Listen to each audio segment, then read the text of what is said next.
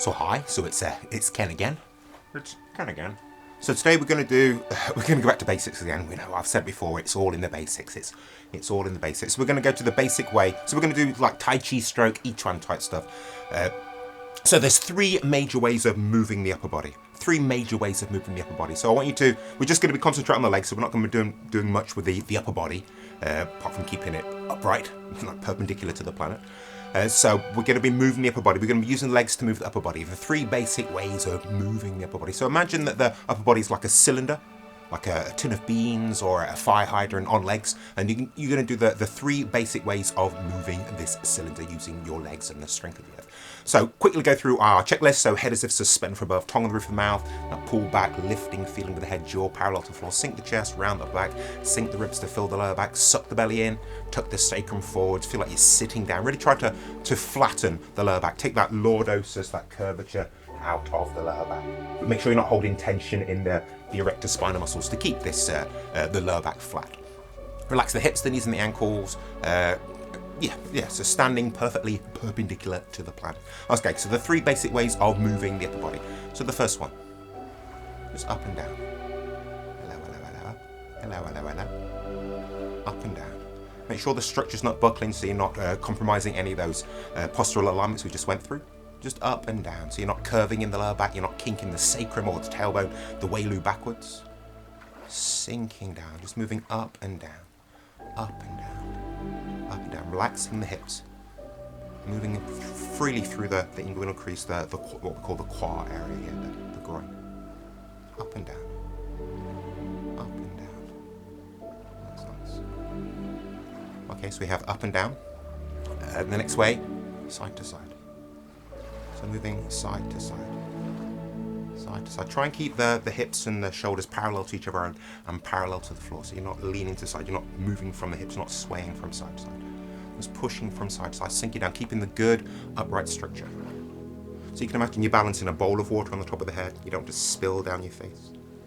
Moving from side to side. You can imagine that the pelvic area or the pelvic bowl is like a bowl of water full to the very brim, and you don't want to tip any of this water out. Or you can imagine like a bowl of fruit piled high, and you don't want to tip this fruit out. Moving from side to side. In the past, in previous videos, I've done this where I've brought the arms into it, and I've asked you to imagine you're standing up on something floating on water, sinking down. Like you stood up in a rowing boat or on a floating platform, sinking down, the buoyant feeling pushing you out. Again, you can have that visualization if you want. It helps to give the right amount of relaxation and tension inside the body to really feel the elasticity of the myofascia, the connective tissue, the sinew. You can do this as a qigong, so you can breathe in, breathe out, in and out. But we're just doing the basic ways of moving the upper body, moving this cylinder here. So we have a up and down, side to side, then we have rotation. Rotation, just turning from your center, not moving from the hips, just turning from the center. For the moment, just staying in the dead center. Straight line down from the apex of the head, the bai huai point to the midpoint in between the feet, the yongchen points. Just turning from the center, keeping that good structure so you're not flaring the ribs out. Sink the ribs to fill the lower back, push the sacrum forward, sink the chest, round the back. Ears feel like they're being pulled back, lifting, feeling with the head, jaw parallel to the floor. So the three ways of moving the upper body in this Wu Chi stance, opposed to the shoulder width stance here. You put them all together and you have all the ways of moving the upper body. All the ways of moving the upper body. Okay, so this is in this Wu Chi stance. Now we're going to try it in a Bo stance, a Gong Bu stance. So the main style of Tai Chi that I practice is Chemanching style Tai Chi. In Chemanching style Tai Chi, there's an emphasis on, in your steps, maintaining a shoulder width stance. The style that Yang style Tai Chi, where Chemanching style Tai Chi come from, doesn't really emphasize that shoulder width. So we're going to go more towards that. Okay. So your heels are together, good structure. Let's just make sure that we are connected with our deep frontal line, with our center, our dantian. So heels together. I just want you to lift your toes off the floor, suck your belly in, tuck the sacrum forward, and feel like you're sitting down. And then moving from the dantian, from the belly, relaxing the hips, incline forwards until the toes drop down, and then just push the sacrum forwards, pull the belly towards the back and settle down. Really connecting with the core, with the deep frontal line, with the center. Then drop the weight onto you can mirror me here, so drop the weight onto your right leg and just push your left foot forward. A comfortable push forwards here, not a lunge. And then move your foot one width to the side. So you have a foot width channel in between your feet. A foot width channel. And I want you to go, think right down the very center of this foot width channel in between the feet. Have a line straight down the very center of that channel. And then I want you to get 5 points on that channel. So the first points, or on that, the 5 points on that line. So the first points are where the heels are. So you have 2 points, then you have a line in between. So divide that line in half. So you have 3 points now, and then you have like 2 lines, then divide each one of those lines in half as well. So you have 5 points along this central channel here. So again, the 3 basic ways of moving the upper body. So get yourself over the central dot, the third dot there, and just up and down, up and down. Keeping your good structure to make sure the lower back's not curving in, the chest isn't sticking out, the head's not hanging forwards. Just moving up and down, up and down, keeping your good structure. Relaxing the hips. In comparison to the sacrum, the welu, or the sacroiliac joint, or sacroiliac joint, the quad, the inguinal crease area around here wants to be yin in comparison to that. So make sure you're not just tensing from the hip flexor muscles to get this movement here. You're engaging all this area, but not moving from there. Okay, so up and down over that central dot. And we're not going to go any further forward than the second dot or any further back than the fourth dot. Okay, so go to the fourth dot. Up and down, staying in the center, keeping your good structure. Pushing the sacrum forwards, pulling the belly towards the back, then relaxing the muscles you use to do that. Up and down. Up and down. Then go to the second dot. Up and down. So my knee is pretty much over the very center of the foot. Up and down, keeping your good structure. Make sure you're not leaning here, you're not curving in the lower back. Moving from your center. Moving from your center. So it's a front stance, often called a hill climbing stance. Okay, so we have the up and down movement. Now we don't have side to side, we have forwards and backwards. And I want you to try and stay down the central channel here. There can be a tendency to go a diagonal here, which is in some moves through the form. This is appropriate. But for this practice, I want you to go straight down this central channel. So you're going backwards, no further than the fourth dot. Forwards, no further forwards than the second dot. So relax the hips. Pushing along the center line. So you want to feel the other leg, the leg that you're pushing towards. You want to feel that resisting, resisting is the wrong word, complementing the yang substantial pushing leg so as not to go at a diagonal. So when you're pushing forwards, you feel the front leg complementing with meeting that forward push to keep you on that central channel. And when moving backwards as well, you want the rear foot or the rear leg to complement to keep you on that central channel. Moving from your center, relaxing the hips, keeping perfectly upright. You can still imagine you're balancing that bowl of water on the top of the head. Forwards and backwards.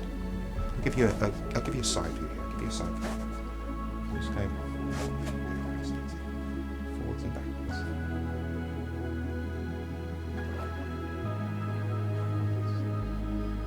Backwards, keeping on that central channel. So make sure you are really connected mind, body with what you're doing here. If your mind is elsewhere, you're just waiting for the film to end or to get your exercise out of the way, then you're really not bringing a very important part to your Tai Chi, to your I Ching. That's the mindfulness, the meditative practice of being really totally engaged in what you're doing. Really making it a true moving meditative practice. So thoughts come into your head, don't follow those thoughts. Thoughts about anything away from what we're doing here, don't follow those thoughts, don't feed those thoughts, don't let them turn into thinking. Okay. So we had up and down, forwards and backwards. Now we have a rotation. So go to the fourth dot, and just rotating.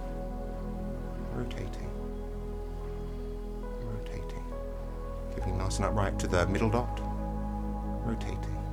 Make sure the hips aren't taking over here. And these are, in comparison to the sacrum and your center, your dantian, these are yin, insubstantial, but not, we know it's not just hard and soft. And then to the second dot, rotating, keeping that good structure. Okay, so we did one side, we did the 1 foot forward, now we'll do the other foot forward. So again, heels together, connect with your core, your center, your deep front line, your dantian, sink onto to your right leg this time. Raise your, sink onto your left leg this time, isn't it? And then step forwards with your right foot. Then move it one width of itself over to the side. So you have this foot width channel in between your feet. You have that line down the very center of this channel.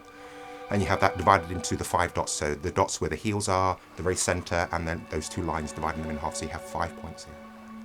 Okay, so get yourself over the center point, and we have up and down. So I have to be really careful in this one. My right ankle, I damaged it many years ago. last century, but I never got it sorted properly. So it doesn't behave how it should. I'm really trying to retrain it to bring it back to how it should work properly. Up and down. It tenses up and that causes tension up through the rest of my body. I'm trying to relax those channels. Neutralize down over the fourth dot, up and down. So you might be able to see it doesn't work the same as the other one. Looks alright, but I have to be really mindful. Over the second dot, up and down, up and down. Keeping that good structure. So that tension, it wants to throw my structure out, wants to curve my lower back in, stick my chest out. Okay, then we have forwards and backwards. So in this one, it really wants to send me over to the diagonal. So really feel the leg that you're pushing towards complementing the pushing leg to keep you down that central channel. Really complementing. Again, I don't want to say resist, but it is kind of resist, but not enough to stop the movement.